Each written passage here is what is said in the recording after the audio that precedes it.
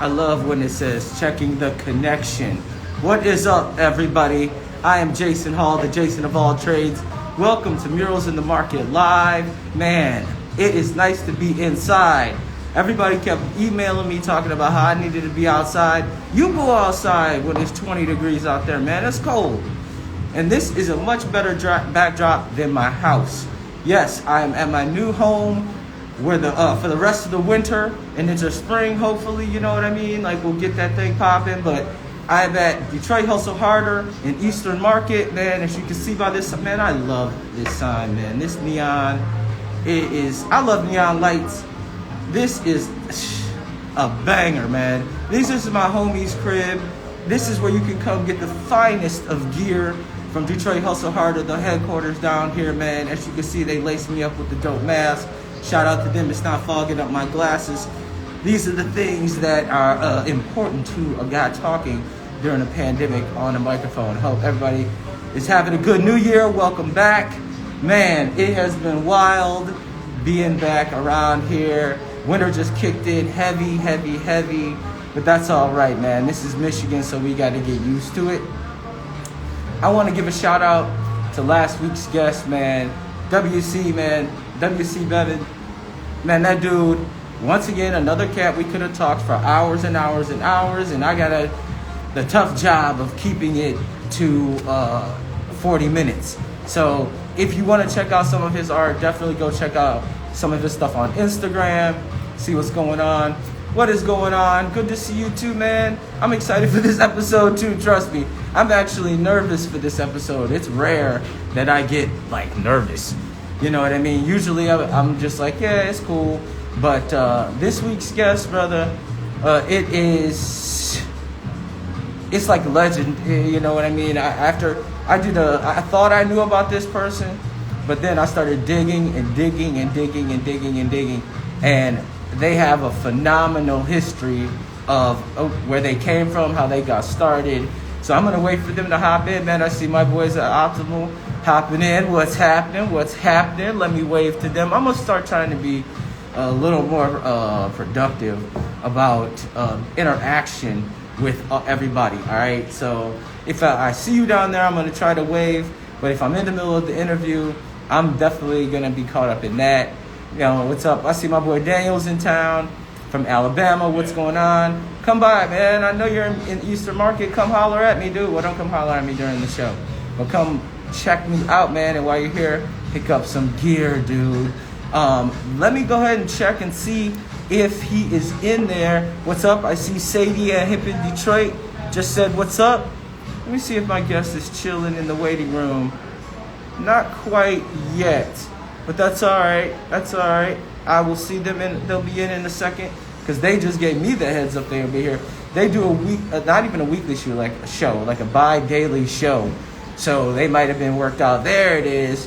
Ladies and gentlemen, man, I hope I don't get nervous, and I hope I don't trip on words or anything like that, embarrass myself. But this week's guest is Osunlade. Man, he is in St. Louis now. He's from New York. This guy, let me just bring him in right now, because I don't even want to start over my own words. I'm just going to get right into it. All right. What is up, brother? What up, man? How are you? Oh, man, I don't know if you heard the beginning of this, but you know what, it's rare that I get some high profile cats, but it's rare that I get legends, man. And I don't know. So, you know what I mean? I'm just a man doing my job, man.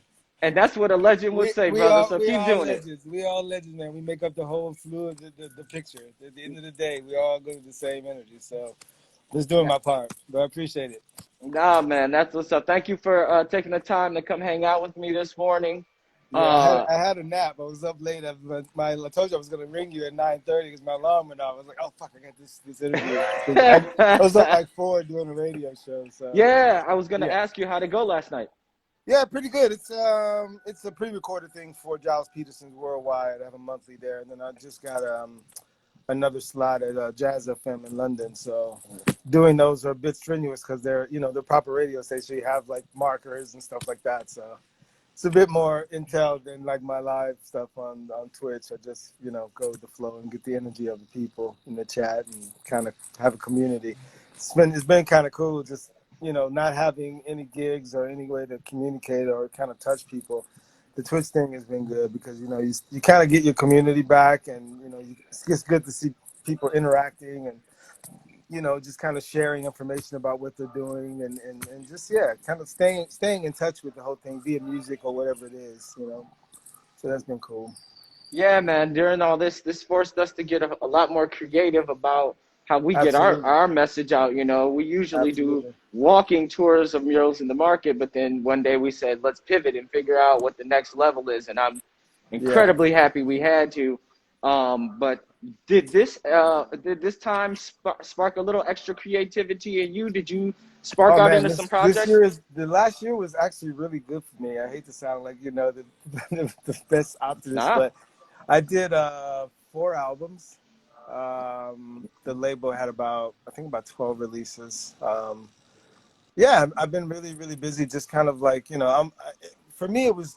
I guess the only thing for me was just kind of transitioning to being stable because I'm so much on the road. Like I think nine months out of the year I'm traveling. So just adjusting. But yeah, I managed to get a lot out of me, and still creating, doing different things though. It's kind of like things that just keep me sane and busy creatively without music. But yeah, it's been very, very creative. I think what I'm just in talking to many people, this period has given us this moment to just be really insular and get in tune with ourselves. So there's been, I think, both pendulums. I know people that haven't written one thing or haven't done one thing, but that's also part of the process of accumulating that creativity. So for me, it's been really good, really, really good. Yeah, man. I popped out the discography for this year, and I'm Yeah, thinking I'm gonna see one record, and like you said, I saw four, yeah, and yeah, yeah. and you dropped one in 2019, and that's we'll talk about that because the mural is the Yeah, the mural is artwork from part the is the album artwork cover. of that. But Yeah, let's talk about 2020 because I'm banging Auto Machine like it's heavy right now, and yeah, yeah. every song on there it's none of them are the same. You know what I mean? Like No, you no. read Well, your that was kind of like I hadn't done a house thing in a while. The whole thing, it was a period in my life where I spent so much time. I spent a lot of time on records mostly, and electronic music is one of those music, at least back in the day, where it was just file share so much. It's been 2-3 years on a record, and in a week, it's like you see 80,000 downloads, but you're like, fuck. So it had been a minute. I mean, and it's the only I think genre that's because it's DJ driven. It's more about having that new thing that giving that marker that month long or that's that song. You got to play that one. Whereas R&B or pop or any kind of music, it's a little bit different. You don't have that bit of I guess idea. But yeah, that with that record specifically, yeah, it was kind of like the title alone, Basic Sketches for Beginners. It was kind of like something really stripped down. I think for me it was more of the essence of where house comes from. The harder things, the more jazz things, the kind of Afro soul thing. It was just the overall, the '80s kind of tracks kind of thing. Mhm. I just kind of wanted to do all the spectrum and not really have a cohesive sound of everything, and that was the idea of that.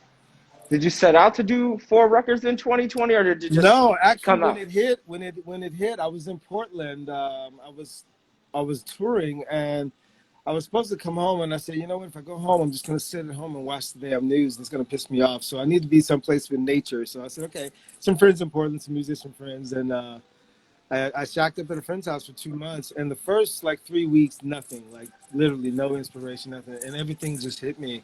Um, and yeah, it was just kind of constant for about 3 or 4 weeks.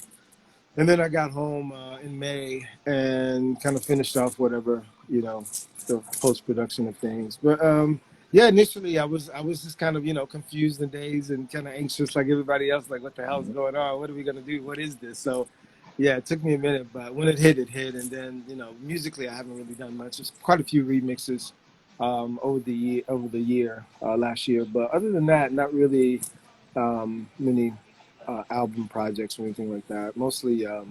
I've actually been growing mushrooms and doing a lot of resin art. Like making pyramids and origami. Beautiful, lovely, Yeah, stuff lovely. like that. Just things that just to teach myself.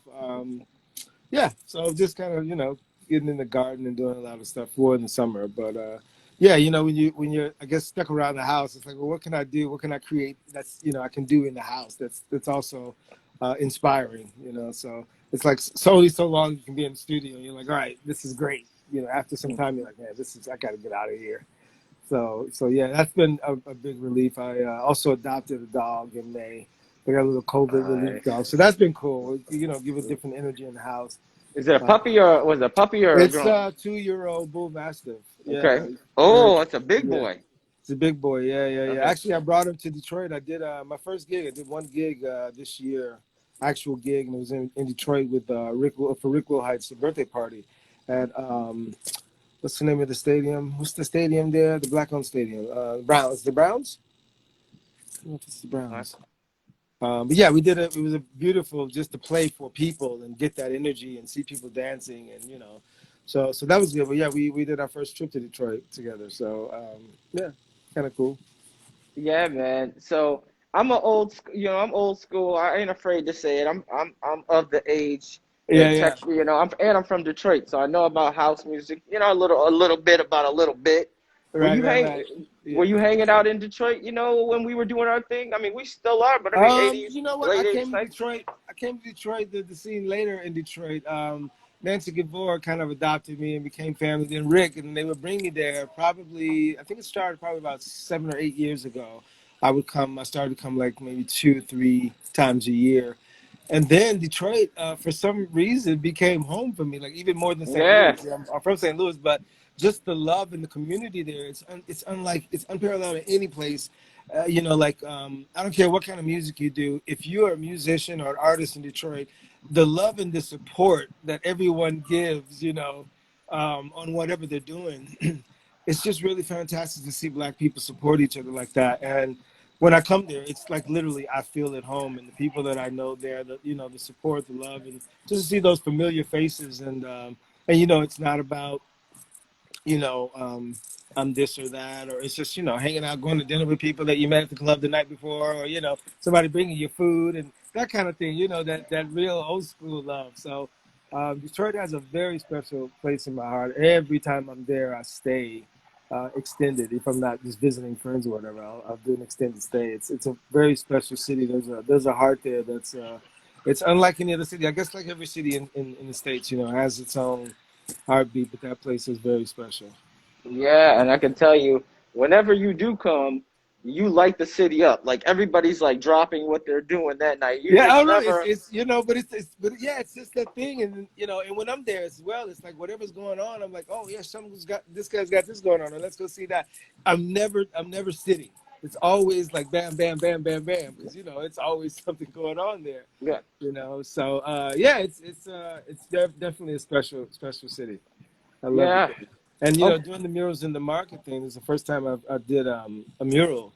Um, See, stop it. See, you're stealing my thunder. I'm supposed to ask that oh, question, but no, sorry, get in. sorry. Let's go. No. Since we went there, so Well, Detroit yeah. So I was met the I met I met I met Jesse and Rula again through Nancy probably about 4 years ago, and was just really impressed on how they run all the thing. Like everything's in house, and it's proper. It's just done right. And I didn't even know about the murals in the market. I think I found out about that maybe a year and a half ago, and their apprentice situation, and it was just amazing what they're doing with art and what they're doing in the market as well. All the artists that come in the art, you're like blown away from that stuff. And I kind of mentioned it to Jesse that I've been doing collages of over the last maybe 15, 20 years or something like that.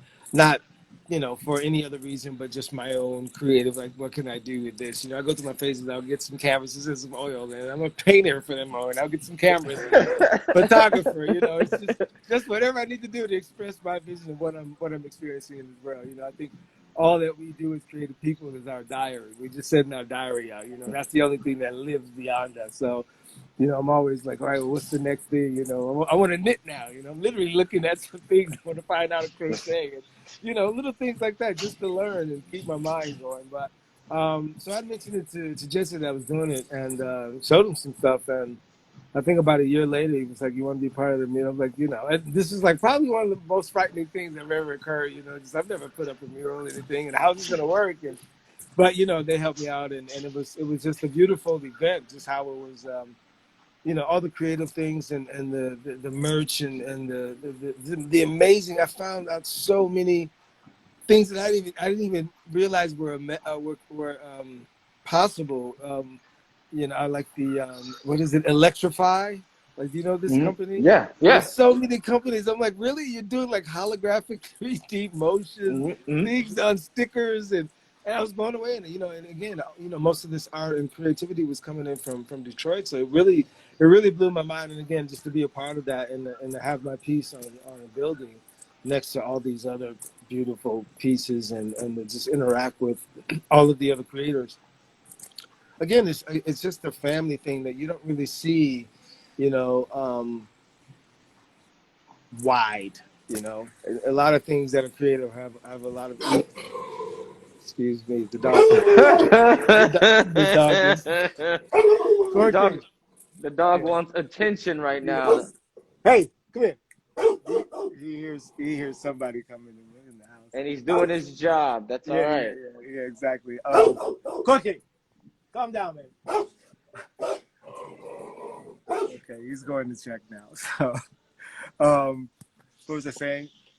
Oh, we're talking about the energy of working in, amongst other artists in Detroit. Yeah. It was just, again, it was just, the sharing and I met just so many people that were just, sharing what they do, and I met a few other people that have mural festivals, events in different cities that invited me, and just the connection of things that were pure about the art and your energy and what you brought into it. It was just kind of refreshing. And again, just how they did everything, the documentation of it, the hospitality, just everything, the setup, everything was just really, really kind of quite well done and high echelon of things. I'm still in tune and in touch with a lot of the people that were there creating that were, there's quite a few companies that were launching their things, and I've seen since the market, they've done things, and so I'm still in touch with and support a lot of those companies that are doing things. So, it's important. When I get there, they support me, so I support them. So That's important, and support those yeah, that support you. yeah, So it was your first mural, and you know what? Believe it or not, I hear that story often. A lot of artists that I talk to will say, "Rula, I told them that this was I had never done anything this big," yeah, and yeah, she's like, "Yep, you're gonna do it." yeah, So exactly. because she has that ability, and I call this kind of the Rula cheerleading section for a second, just for a Yeah, second, where she really does recognize that you have the ability to step outside your box and do things. I mean, yeah, she knew that you absolutely. were an artist, but she knew you were ready for a mural, even Oh if you yeah, didn't yeah, yeah, know. yeah, yeah. Well, they also, they gave me all the tools I needed as well. It was, it was definitely nice to have your hand held and feel comfortable that you're doing it the right way with the right people. So, Yeah. it kind of eased the pain of feeling anxious. And it coincided with your 2019 record perfectly. So you Yeah, were able to do that mural, which was the album cover art. yeah, And exactly. I saw you that year live, and Yeah, once again that album sounds completely different than 2020. yeah, So yeah. where were Well, you? What inspired that? Where were you at when you made that record? What was going on? well, that record I spent about 8 years doing. That's a Oh, record I did with an orchestra in Melbourne. So flying back and forth over the years. Um, Yeah, and that was kind of like my own personal album. That was like, if I never do another album again, this is fine. I'm happy with, this was kind of like the most complete sentence I could say for myself musically. So, and it's a big undertaking to do something like getting a conductor and getting things yeah. written out and arranged, and also flying across the world, inside of the world to get it done. So it was a big feat, and I think for me it was.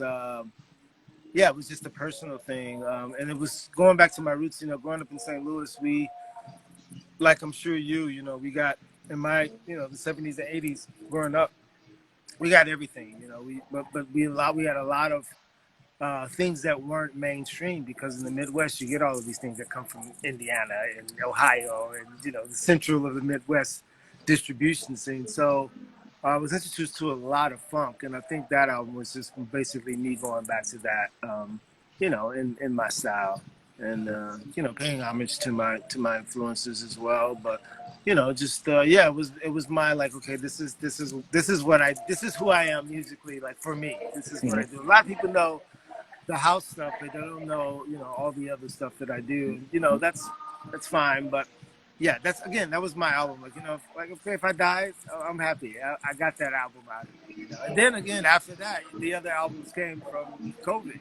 So they also have different, places. There's one that's just an ambient thing, which I did just to kind of put myself in the space, like, what do I need to have? What energy do I need to have around me to kind of center myself right now to deal with all the things that are going on? Because at the time, I was staying with people, and they weren't taking COVID very well. A lot of people mentally, emotionally, didn't really know how to handle what was going on. And I think, abuse and a lot of things that you kind of do to douse out reality, and as opposed to, like, I started looking at it like, well, okay, well, whatever's happening, this is definitely going to be a reset, and it's the best time to reinvent and diversify yourself, to find a new way to do anything, because it's going to be different. No matter what happens, it's going to be different. So I kind of took that route of, like, well, let me find ways to do something else, and switch up in ways. So yeah, that was the thing for me. Musically, it's always a thing of, like, every project, if it's an album thing, it's definitely a little bit more thought out as opposed to EP or a single, because it's more of a complete, well, this is a period of my life, or this is something that I wanted to get out. But yeah, that one specifically is really special for me. And you asked me yesterday, is there something that I had that people didn't know about? I have that exact album. But I have, actually, Jesse and I are doing a special box set for this. But it's Ooh. colored vinyl. So I have a Ooh. hundred of these. No, you And have 99 of these. You have 99 of Whoa. Whoa. Yeah, so we're gonna do some things with first run with this project for the list. I haven't put it out on the market yet. So that's probably the only thing that I can say that's, like, creative that I've done that's, that nobody knows about, but now they do. So. No, that is awesome, man. Thank you for breaking that on here. Yeah. And so I'm, like, listening to the music, and I'm thinking, like, I see why Jesse brought him, because Jesse's a fan. I mean, Yeah. your music, instantaneously, I connected. My neighbors got mad at me because I just started banging it last night, because I had heard the 2019 stuff, but I got to be honest, I hadn't really caught up with the 2020. And like I said, for some reason, I was drawn to Auto Machine because it's got auto in it. I'm from Detroit. I'm like, let me see what this dude's talking about on some auto. Yeah. And I was just, like I said, I keep talking about it. But was there ever a time over the 8 years that you were recording the 2019 record that you felt like you might have evolved and you wanted to change something, or did you stick to, what you set forth on? I'm always in the frame of, I feel, of I'm evolving. Yeah, I think for me, it's always a thing, especially creative. Whatever I'm doing creative, it's like, let me get this out of me so that it's stamped, it's done. Now I can move on to something else, And it's an interesting thing musically, when I create something, when it's finished, I don't listen to it for a few years. And then when I listen back, whenever I find the time to listen back, it's like, oh wow, that's pretty awesome. So it's definitely a thing of me, like, getting it out of me, because a lot of songs are about literally something that's happening or going on in my life, not necessarily relationships, probably something that I've seen, maybe conversation I had. I go through life writing down titles from things that occur, so I always go back to a certain moment and reflect on that in the sense of writing a song. So, yeah. Yeah, man. So let's go back, because when I read your Murals in the Market bio that's on the website, Yeah. It starts out, you're a teenager, and Yep. it jumps right into that you were a teenager on Sesame Street. No, I wasn't a teenager in Okay. Sesame. I did Okay. music. I did music for Sesame Street. So Okay. So even crazier. Tell me about that. but you know, the funny thing is, some resume, I've never been to Sesame Street. I've never been to the studio. I've never met Big Fred. What? None of that. I left St. Louis. I left home. I moved out of my parents' house when I was 16. I left St. Louis at 18, moved to LA. And I was working on some music for a soundtrack, and Tony Basil was in it. Actually, Tony Basil, Bo Diddley, a few guys from Sopranos were in this movie anyway. Tony Basil and I ended up couch surfing because it was LA, and moved with Tony Basil for about 4 months or so. And I had my gear, and so I would just make beats all day, and she would have rehearsals for things that she was choreographing, which at the time I think she was choreographing for Bette Midler, Devo, and she was doing stuff for Sesame Street. And so one of the rehearsals, I put up a beat, and they used it for like their rehearsal for the Sesame Street thing. She ended up using it. It was 3 or 4 segments. It's a thing. If you go to Sesame Street, it's the segments where they're dancing with their legs and with their feet. All you see is their feet shuffling, kind of thing. And it's just some drum beats basically. But yeah, again, it was one of those. That was one of those right place, right time. Just through her, I got that situation, and from there, just hustled to other record labels and relationships that I met, which kind of got me into the whole producer thing. Yeah. That's it. So they were like I said, I'm doing my background, and they're like Tony Basil, and I'm like, Yeah. and everybody keeps saying Tony Basil, and I'm like, wait a minute, is this like the old Yeah. Mickey? Oh, Like, and I don't Mickey. want Yeah, that, right? yeah, And I'm yeah, like, yeah. oh, Yeah, so yeah, you yeah. linked So up. it was really the first time. I'd been in LA probably about a year, and teenage with LA, no place to stay. You just kind of bumping around, with people that you meet from different sessions or whatever. And when I stayed with her, it was the first like Hollywood situation. Like, she had like all of the little statues and all of the Right, awards. right. Living right in the middle of Hollywood. I could walk out and see other little stars and stuff. Like, oh wow, and just being around her, I think was definitely it was a great lesson because I'm around somebody that's she's been in movies since the '60s and choreographing for like proper movie studios. So I learned and watched a lot of her, her ways of how she was professional.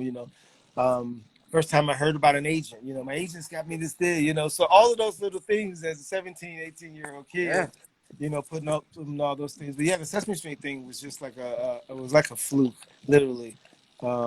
Yeah. And to this day, you can still hear your beats in it though, if you like listen to. Yeah. Yeah, you can go to YouTube. I go to YouTube and I'm like, they have this up still. Yeah. It's funny. It's funny. that's that's wild. So I always ask people when they had the moment where they just said, you know what, this is me. This is what I'm gonna do. I think I knew that early on. I mean, I've only ever done music. I've never had a job in my life. I started playing piano at 7. I told my dad I wanted a piano. I was in lessons the next week, and there was a piano in the house. So luckily, I had a father that was really supportive and, just really wanted me to do whatever I wanted to do. And so when I moved to LA, it was kind of a rebellion thing because, like I said, I moved out of my parents' house at 16, not on very good terms. So it was kind of like, I'm getting out of here. I'm going to LA and I'm going to make myself somebody. So it was already in my head. I guess, again, by fate and meeting the right people and being in the right places, I got those opportunities. And I think the best thing for LA was learning the business because it taught me how to run my label. I learned. Okay, here we go with this guy. I learned how to really run. How the business is run. Of course, it's not run that way. Of course, it's not run that way much anymore. But it gave me the basis of focus. Yes, buddy. Yes, it gave me the basis of how to A&R, how to find artists, how to push artists, Right. how to all those things are really important. How to step out of the way of the artist and learn something. So I'm really grateful for that. But there came a time where I felt like my soul was being ripped apart because the music that I was doing was for all the things that I'd gotten caught up in LA. trying to be that producer, trying to get my records on, be on the top Billboard. So I became a competitor as opposed to a creative person, mid-20s, early 20s kind of thing. So, I was in that frame, but luckily, I was able to start my own thing. And luckily I was strong enough to like say, this is not for me, and left the major thing, and just decided, I'm going to do my thing. I do music. This is what I do, whether I'm successful or not. And the interesting thing, when I started my label, I didn't think of myself ever as the artist, because all those years I was just a producer. I was the last credit on the record, so nobody really knew what I did. It was always about the artist. Back in those days, it wasn't about. I don't think when the superstar producers didn't happen until like Teddy Riley. That was when producers became like the artists. It was a big thing. So when I put my first record out, and I was put my name on the record, I didn't think about that. And luckily, we had some success with the first few releases, and by the end of the first year, the label was kind of solidified. But that kind of changed my view of like, all right, well, now I'm the artist. Wow, I need to get some other people here, because what if my stuff fails? I need to get some backup, and also a vehicle for other artists to submit their music, and to let the label grow as well. So all those things go back to LA. Like I need a group of people. I need a family of my own to build, and to give them an outlet and a vehicle to present what they're doing. Stop trying to kiss me. At that time, so when you started working with artists like Patti LaBelle and stuff like that, was it Yeah. mainly on like the remix tip, or was No, she no, no, coming no, to you? no. It was original songs and producing. Yeah, I was writing. I was in that whole circle of, I had certain guys that were songwriters, where they wrote the lyrics, and they would go, I got this song for Patty, or I got this song for Vivian Green. Okay, well, I got this track. Here you go. And then they write the song, and we put it together, we submit it. I was in that whole like, hustle. Like, let me go to this A&R. I got this tune. Who's the next 3 artists you got coming out? What you looking for? And again, that whole thing of what I found was killing my spirit and creativity was I was falling into, all right, well, we need this song like the last Timberland song, because the other thinking about is we need to compete with the next thing to get the next hit, so that our label is competitive to what's happening here. And so you get into that rut. And so after a while, it was like, well, after 3 or 4 tries, and you go, well, my records are not making it to the top 10s, because it's a whole payola system. And, you could go to the labels, and they go, well, next week your song is going to be 15 with a bullet, so you already know. They already know where it's going. So they know how much money they're putting into it, and who's going to be the priority of the thing. And I didn't understand any of that until an A&R told me once. She was like, you have to understand, I go into a room with 16 elderly white men trying to push Eric Benet. they don't give a fuck. Right. So when I realized that, I'm like, well, there's no winning in this musically. And if I'm killing my spirit with what I'm doing, I got to get out of this. So, but again, it was great, because I had all the lessons of all of that, what not to do and what to do, and how to visualize what kind of people not to be around, and so I got all that in an early age. And so when I started the label, it was great, because I had already gotten all that energy out of me, and it was like, all right. And then also I moved to New York, so it was a different energy as well. Mm-hmm. And then again, it was, when I moved to New York, I started going to all the house parties and Little Louis parties, and all the Latin house parties, and that really influenced me. And so when I started the label, it was, again, mostly house stuff, but over the years we've done a multitude of different types of music, mostly soul stuff in addition. But it's been a great run. I'm grateful and humbled, man. I do what I was meant to do, and it's nothing better. Okay, Courtney, I know you gotta go. Like, I gotta go outside, man. He's like, I gotta go. I got one too. Well, we'll keep you a few more minutes. I know the dog's got to go out. Yeah, okay. I can let. It should still be good. It might get a little dark here in a minute. I'm in the cave, so hold on. Give me a minute. Come on, buddy. We'll get some fresh air. Some fresh air here. Yeah. So do you have any, like, you told it that A&R story. Do you have any crazy stories like you could share? Like, give me one crazy industry story that you were like, wow, this is bananas. No, I don't really have. I mean, no, I don't really have any. Unfortunately, or maybe fortunate. Yeah, I think my entire thing when I lived in LA, I was in the hustle, but I wasn't in the whole like hanging out.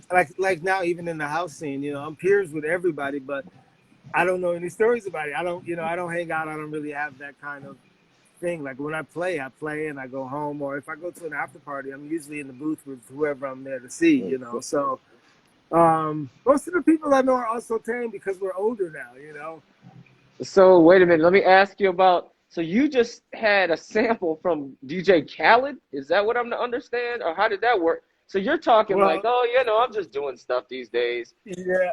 Nah, Yeah, talk so about that. what's the name of that song? The one with Jay-Z and Beyonce. Shine, Shine. So anyway, interesting theory about this. So that was the sample of a sample that was sampled. So I sampled Dionne Warwick's "Walk the Way You Talk" or "Walk the Way You Talk." Burt Bacharach, and so I did a song called Dion, but Yeah. for me it was more like a cover. So I didn't when I do anything like that, I normally don't sample a lot of stuff, but because that was just so infectious. But for me, I put the credits, the publishing and everything. Is this their song? This is just my interpolation of it. So I didn't have any credit, taken for the sample. But so the funny thing was, I got a call from Sony. It was a Friday. The Grammys are on Monday. So this is a shady story, I guess I could tell you. This is pretty shady. Yeah, let me give you this one. Cookie, let's go. Get over here. So I get a call on Friday. The Grammys are Monday, and I get an email.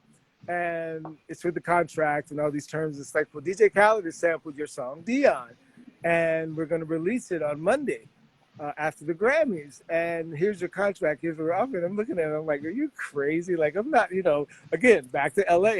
It's not my first rodeo. I know all of these terms. This is Right. bullshit, And then also for me, I'm like, I wasn't a big fan of the song. I know the commerciality of it, but I thought, all right, well, this doesn't really represent me, musically. So, but okay.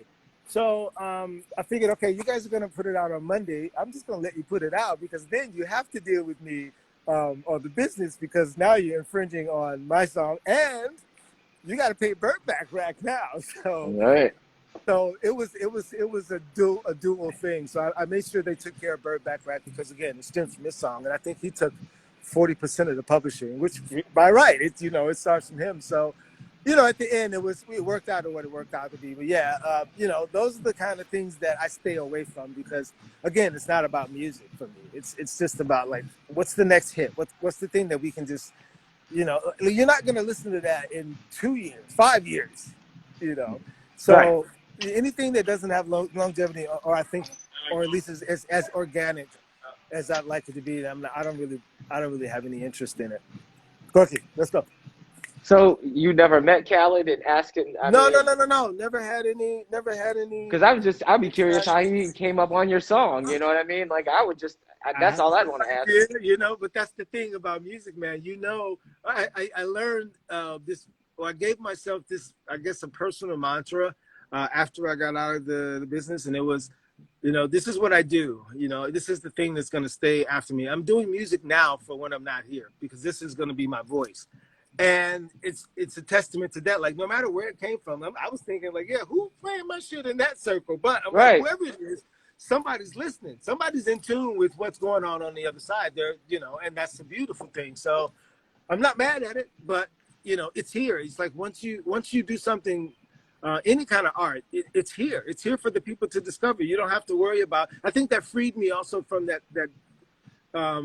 thing that I had in my 20s where, I want to be competitive. I want to be number one. I got to, it's like, no. I just got to create. That's all I got to do. I'll leave it here. It's there. Find it. Don't find it. It's still here. Yeah. And, it makes, I think it makes, for me creating, it's like, it's always an honest thing. It's like, I got songs that's probably been sitting for years. Like, well, it's just not, I don't feel it. It's not going to be the one, or, I'll take it and make it something else. But Yeah, I mean, it's got to be honest and organic. It has to come natural. Like I can't go to the studio and go, I'm gonna make the jam today. You know, it's got to be that thing of like it just hits you. You hit it, it comes when it comes.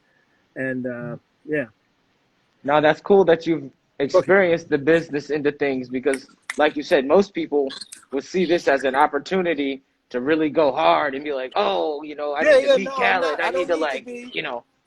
Yeah, I don't need to. I don't need that lifestyle. I like not people not in my face and trying to get in my business, and just listen to the music. You don't need to know anything about me beyond that. And I think the freedoms that you have without that kind of lifestyle, and I think a lot of those people are so unhappy.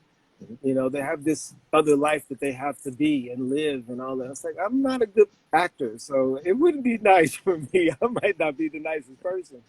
So yeah, I'm not interested in that thing. It's the thing. More important to me is those people that connect with you and go, man, I grew up in the music and it helped me in certain times. It's like, yeah, you can't replace that. You can't pay me for that. That's just like, yeah, that's warm in my heart. Like, yes, you're doing what you're supposed to do, and so those are the important things. That's my currency. Absolutely. And your spirituality plays a big part in your music as well. Yeah. You can hear it in everything that you do. Do you want to talk about that a little bit?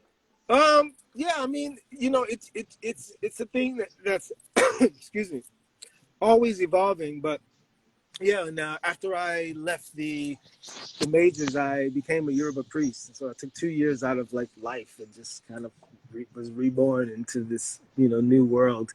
And yeah, it's basically I know a lot of people know about it. My personal understanding is God is nature. It's us paying reverence to nature, getting connected with nature, and knowing how to heal ourselves with what's here, learning how to go to the rivers and take a offering there and talk to Oshun, give her, we are sustained by everything around us. And if you are in tune with it a little bit more and you learn how to utilize the things that's here to heal yourself, to clear the things around you that are not, necessary for your advancement, then you can, that for me is what I got out of it. I think that, there's absolutely ritualistic things that are amazing, and there's magic beyond your belief that you can see what things we can create as beings.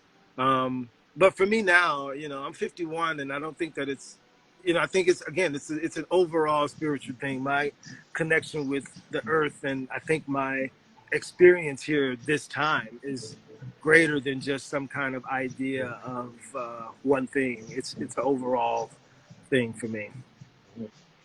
Have you how's it been the last couple of days, man? Have we've been going through a good amount of stuff in this country. Um, How's it been the last couple of days for Well, you? I like the television show America. It's a great series, man. It's amazing. It's never bored.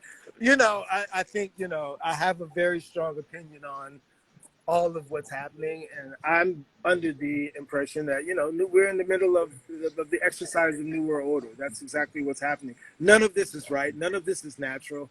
We've had so many other things that have occurred, and we've never been put in this position before. Okay, there's a virus. There's numbers that are increasing. They're just increasing. It's just like your bank account.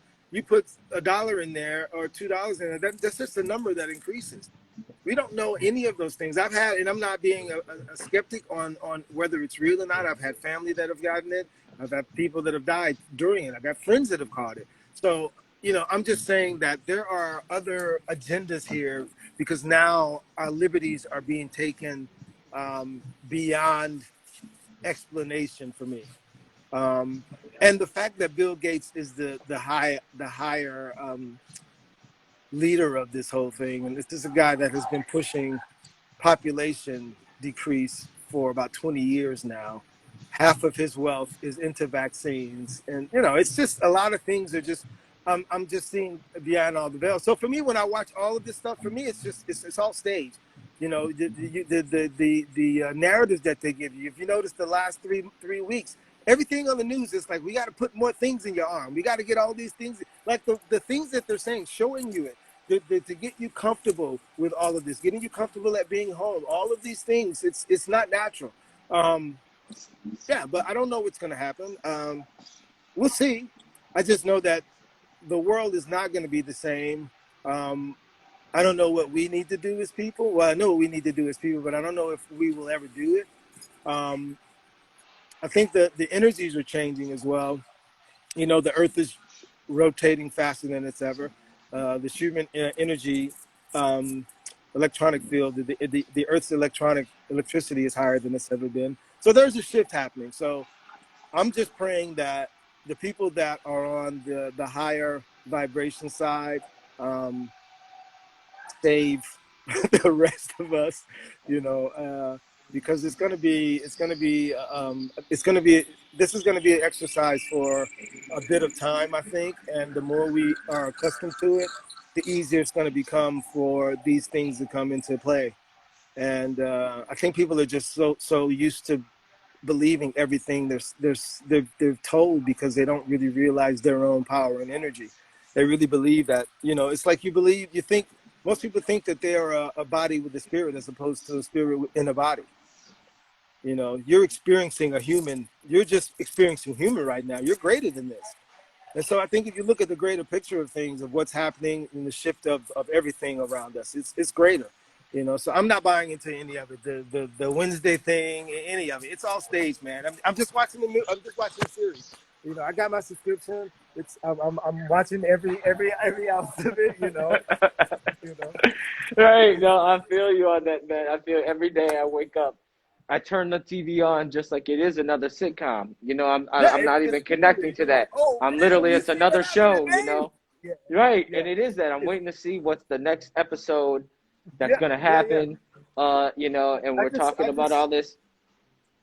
I just pray that, you know, again, people wake up and at least, you know, do some research about what's happening, these vaccines, the CIA. You know, the government has got a lot of information of what they're doing online. You just need to look it up. Okay. And, you know, but I hope everybody stays safe. You know, like I said, I know people that have contracted this, people that made it, people that haven't. You know, and I wish, you know, for nobody to, you know, have this situation. But I just think the way that it's happening, you know, you can't really can't confirm your loved ones what they're doing in the hospital, because you can't visit them.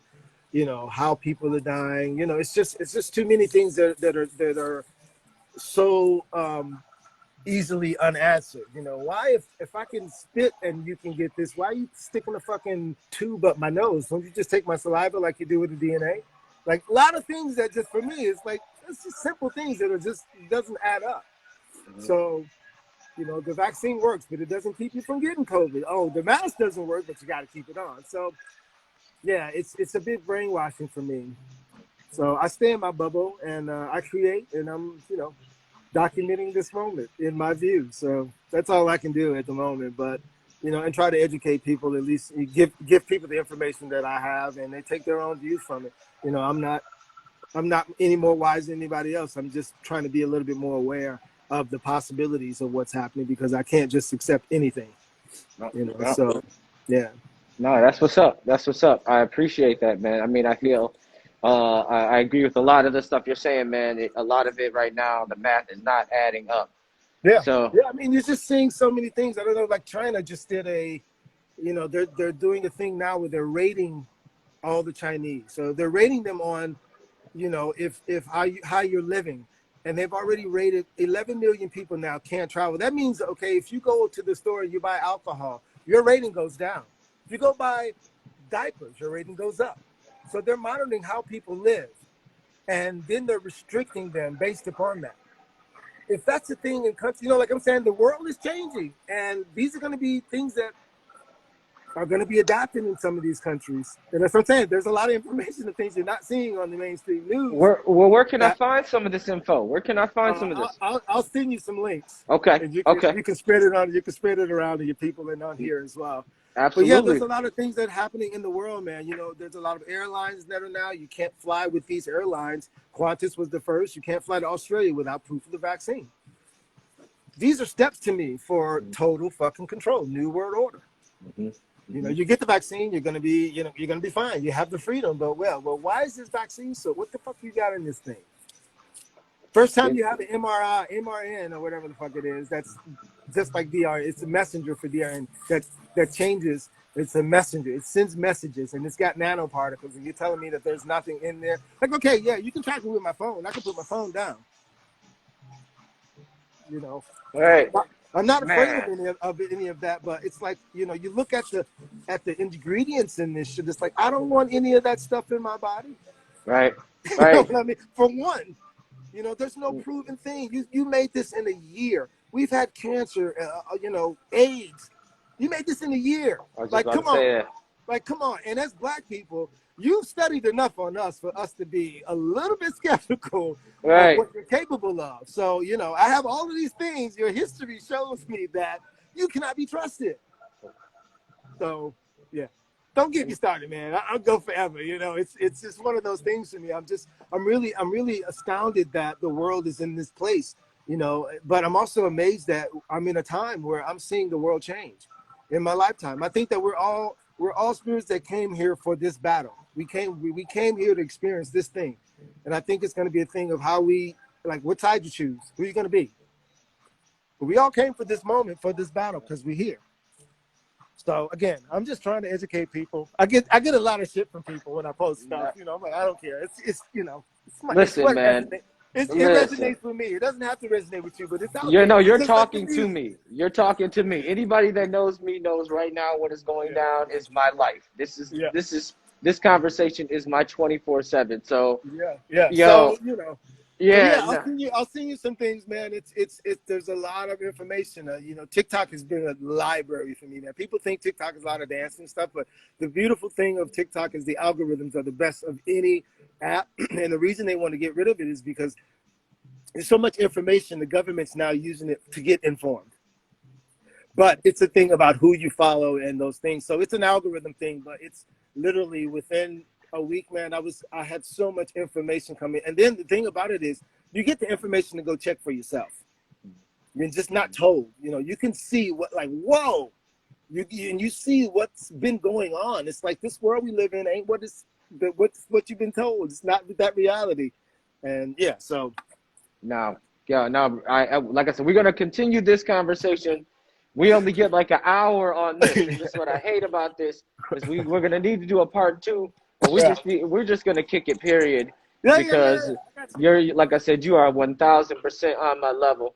So before I let you go, 4 albums in 2020. It's 2021 now. What's the Yeah. plan? The plan is I have a lot of releases for the label. So we have a 21st anniversary release coming out, which is 21 songs from almost every artist on the label commemorating the year. And some new stuff from Bernadette Cooper. I signed Bernadette last year. Bernadette Cooper from Climax. So we got some Nice, funk coming out. nice. So yeah, just just stretching out, doing some other things. Okay, okay.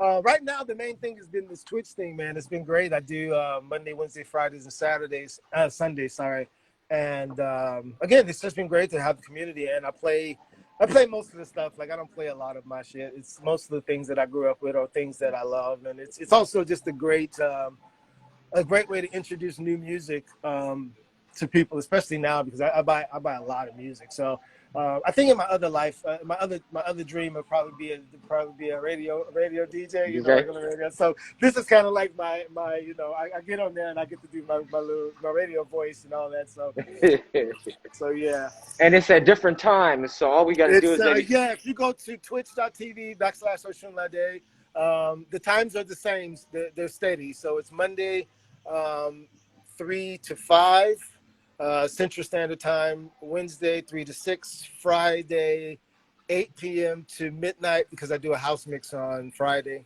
to get into the weekend. Then Sunday's Quiet Storm, so it's all ballads and old school. And that's 8 to 11. Okay. So, Beautiful. yeah, Beautiful. so that's kind of my Okay. main thing right now. Okay. Well, like I said, man, we could go on forever. But Yeah, man, I appreciate it. anything you want to say before I let you go? No, I think I've said enough. You It's probably have too much. No, never, Yeah, never yeah. too No, much, no, no. brother. I'm being You funny. I'm buttoned being it funny. up. Yeah, yeah, Ladies yeah. and gentlemen, I want to thank my guest this week, man. Wow. Mind blown. Thank you for coming on Thanks this week. everybody for joining and listening and hanging out. And if you get to Detroit, go check out those murals. Oh, yeah. Oh, Yeah. yeah. All right, brother. I will All right, talk to brother. you soon. All Thank right. you again. Be good. You as well, brother. Be good. All right. Bless you. Wow, everybody. There it is. You have it right there. I can't even top that off every week. They just in themselves nowadays. The artists keep doing their thing. I got this mask on, but you couldn't see the whole time. My mouth was either wide open in awe or wide open with the biggest smile ever, man. I cannot thank, man. That was like I said, like talking to a legend. I'm going to keep talking and keep going on. If you want to support the artists, go to muralsinthemarket.com. Go to onetimesrun.com. Support these artists, buy some art. Definitely go by check out the music of all of the artists. Man, this is whew. Come by Detroit Hustle Harder. Check us out all winter. And once again, I do need to bring you back that we do tours of this. So not only do we meet with artists every Saturday and do murals in the market, Ride Detroit does offer e-bike and walking tours. It's a little bit chilly for the e-bike, but we will gladly walk through and do a safe, socially distanced, it's outside, beautiful tour of all the murals in the market. And to date, I have done 30 or 31 artists. So that's 30 artists worth of inside information about all of these murals that I didn't know before I started doing this. So please come out and let me talk to you. I'm supposed to talk to you for an hour, but I tell you what, it always ends up being like an hour and a half. And as much as I run my damn mouth, as you can see, it usually could have been 2 hours. But book a tour, ridedetroit.com. And you can always come by the bike shop, Electric Avenue Bikes. I'm on Woodward, 3613 Woodward. Come by and check us out. We'll talk e-bikes. We'll talk art. We'll talk whatever the hell you want. Thank you, everybody. And as always, we will have this on Instagram, the Murals in the Market Instagram. And then come Monday, it'll be posted on the Ride Detroit YouTube channel. So you can always check up on that, man. Until then, see you guys next week.